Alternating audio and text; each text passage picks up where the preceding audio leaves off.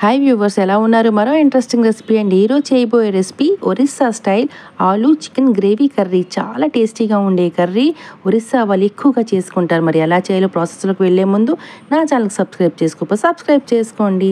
Subscribe చేసుకోవడం వల్ల అందరికంటే ముందు నా ఛానల్లో పెట్టే ప్రతి వీడియో మీ వరకు చేరుతుంది. మరి ప్రాసెస్లోకి వెళ్ళిపోదామా? ముందుగుండా ఆలు ఇలా కట్ చేసుకున్నానండి. తర్వాత చికెన్ని క్లీన్ చేసి పెట్టుకున్నాను.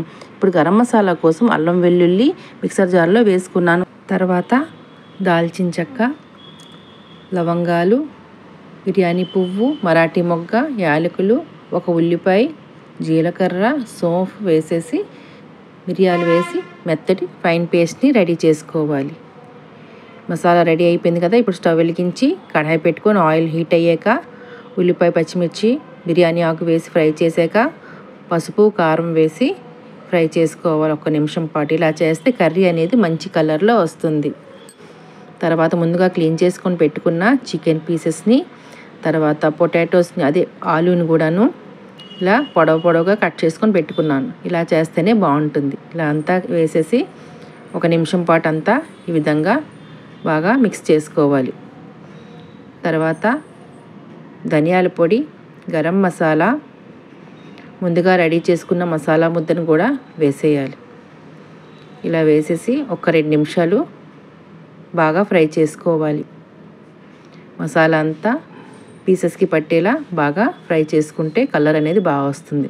ఇప్పుడు టేస్ట్కి సరిపోయినంత సాల్ట్ని కూడా వేసుకోవాలి. వేసేసి 1 నిమిషం ఫ్రై చేసుకోవాలి.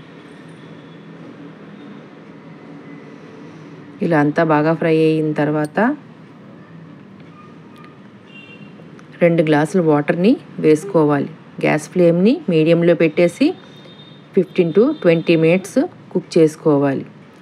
ఇప్పుడు పైనుంచి కాస్త కసూరి మేథిని ఇలా వేసేసి ఒకసారి అంతా కలుపుకోవాలి.